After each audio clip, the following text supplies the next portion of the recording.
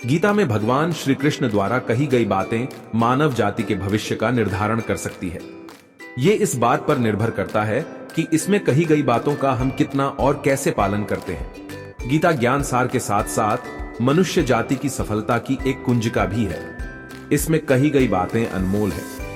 आज के इस वीडियो में हम आपको भगवान श्री कृष्ण द्वारा कही गई 7 ऐसे अनमोल वचन के बारे में बताने जा रहा हूं, जिसे आत्मसात कर आप जीवन के किसी भी बाधा को दूर कर सकते हैं। वर्तमान में रहना शुरू करें।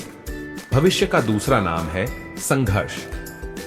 हृदय में आज इच्छा होती है और यदि पूर्ण नहीं हो पाती तो हृदय भविष्य की योजना बनाता है। भविष्य में इच्छा पूर्ण होगी ऐसी कल्पना करता रहता है, किंतु जीवन ना तो भविष्य में है और ना अतीत में। जीवन तो इस क्षण का नाम है, अर्थात इस क्षण का अनुभव ही जीवन का अनुभव है। पर हम यह जानते हुए भी इतना सा सत्य समझ नहीं पाते। या तो हम बीते हुए समय के स्मरणों को घेर कर बैठे रहते हैं, या फिर आने वाले समय के लिए हम योजनाएं बनाते रहते हैं और जीवन बीत जाता है। एक सत्य यदि हम हृदय में उतार लें कि ना हम भविष्य देख सकते हैं, ना ही भविष्य निर्मित कर सकते हैं, हम तो केवल धैर्य और साहस के साथ भविष्य को आलिंगन दे सकते हैं, स्वागत कर सकते हैं भविष्य का। तो क्या जीवन का हर पल जीवन से नहीं भर जाएगा? कोई परिपूर्ण नहीं है। जगत में प्रत्येक व्यक्ति में किसी न किसी प्रकार की निर्बलता अवश्य होती है। जैसे कोई बहुत तेजी से दौड़ नहीं पाता तो कोई अधिक भार नहीं उठा पाता, कोई असाध्य रोग से पीड़ित रहता है तो कोई पढ़े हुए पाठों को स्मरण में नहीं रख पाता। ऐसे अनेकों उदाहरण और भी हैं। क्या आप ऐसे व्यक्ति को जानते हैं जिसे सब कुछ प्राप्त हो और हम जीवन की उस एक निर्बलता को जीवन का केंद्र मानकर जीते हैं, जिस कारणवश सदा हृदय में दुख और असंतोष रहता है? निर्बलता मनुष्य को जन्म से अथवा संजोग से प्राप्त होती है, किंतु उस निर्बलता को मनुष्य का मन अपनी मर्यादा बना लेता है। किंतु कुछ व्यक्ति ऐसे भी होते हैं जो अपने पुरुषार्थ और श्रम से उस निर्बलता को पराजित कर देते हैं। क्या भेद है उनमें और अन्य लोगों में, ये आपने कभी विचार किया है? सरल सा उत्तर है इसका, जो व्यक्ति निर्बलता से पराजित नहीं होता, जो पुरुषार्थ करने का साहस रखता है, हृदय में वो निर्बलता को पार कर जाता है। अर्थात निर्बलता अवश्य ईश्वर देता है, किंतु मर्यादा मनुष्य का मन ही निर्मित करता है। स्वन्य विचार। कोई भी ज्ञान कैसे प्राप्त करें? ज्ञान प्राप्ति सदा ही समर्पण से होती है, ये हम सब जानते हैं। किंतु समर्पण का वास्तविक महत्व क्या है? क्या कभी विचार किया? मनुष्य का मन सदा ही ज्ञान प्राप्ति में अनेक बाधाओं को उत्पन्न करता है। कभी किसी अन्य विद्यार्थी से ईर्ष्या हो जाती है, कभी पढ़ाए हुए पाठों पर संदेह होने लगता है, और कभी गुरु द्वारा दिया गया दंड मन को अहंकार से भर देता है। नहीं, क्या ऐसा नहीं होता? न जाने कैसे कैसे विचार मन को भटकाते हैं, और मन के इसी अयोग्य स्थिति के कारण हम ज्ञान प्राप्त नहीं कर पाते। मन की योग्य स्थिति केवल समर्पण से प्राप्त होती है। समर्पण मनुष्य के अहंकार का नाश करता है। ईर्ष्या, महत्वाकांक्षा आदि भावनाओं को दूर कर हृदय को शांत करता है और मन को एकाग्र करता है। वास्तव में ईश्वर की सृष्टि में न ज्ञान की मर्यादा है न ज्ञानियों की। गुरु दत्तात्रेय ने तो गाय और श्वान से भी ज्ञान प्राप्त कर लिया था। अर्थात विषय ब्रह्म ज्ञान का हो या जीवन के ज्ञान का या गुरुकुल में प्राप्त होने वाले ज्ञान का, उसकी प्राप्ति के लिए गुरु से अधिक महत्व है उस गुरु के प्रति हमारा समर्पण।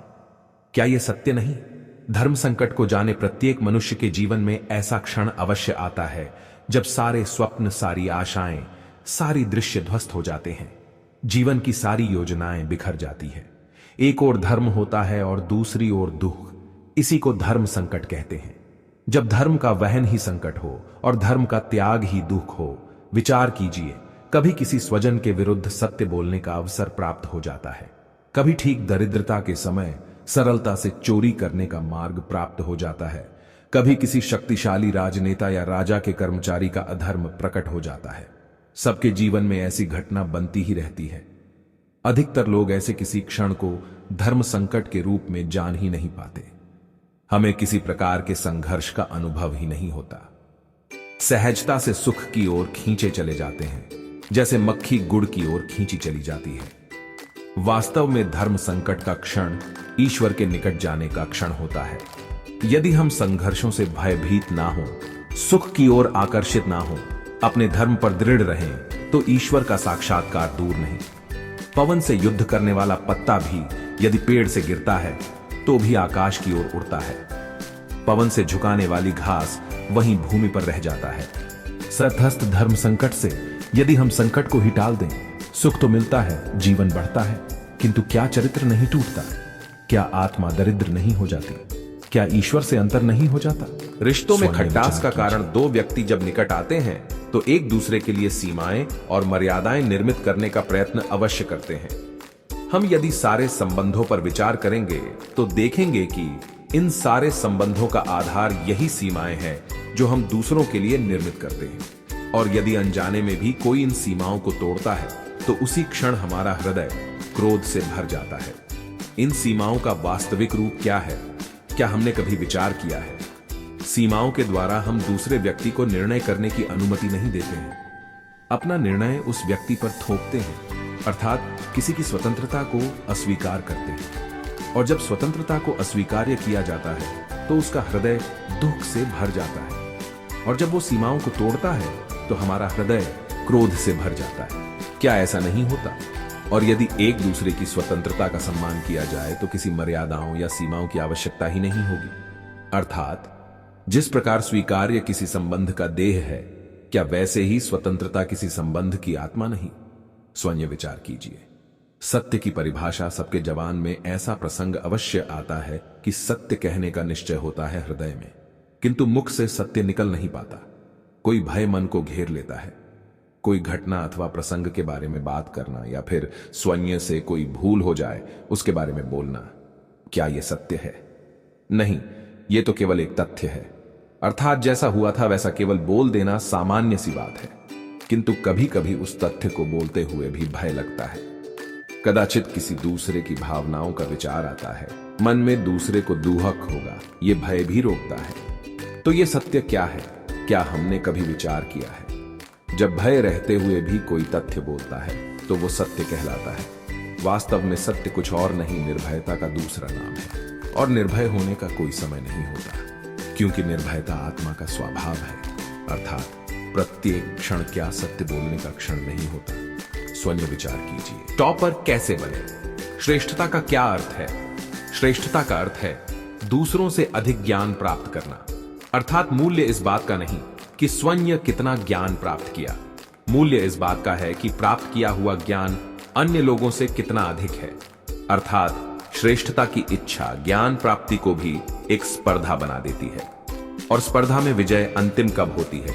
कुछ समय के लिए तो श्रेष्ठ बना जा सकता है, किंतु सदा के लिए कोई श्रेष्ठ नहीं रह पाता। फिर वही असंतोष, पीड़ा और संघर्ष जन्म लेता है। किंतु श्रेष्ठ बनने के बदले यदि उत्तम बनने का प्रयत्न करें तो क्या होगा? उत्तम का अर्थ है कि जितना प्राप्त करने योग्य है वो सब प्राप्त करना, किसी से अधिक पाने की इच्छा से नहीं, मात्र आत्मा की तृप्ति हेतु कुछ प्राप्त करना। उत्तम के मार्ग पर किसी अन्य से स्पर्धा नहीं होती, स्वयं अपने आप से स्पर्धा होती है। अर्थात उत्तम बनने का प्रयत्न करने वाले को देर अबेर सारा ज्ञान प्राप्त हो जाता है। बिना प्रयत्न के ही वो श्रेष्ठ बन जाता है।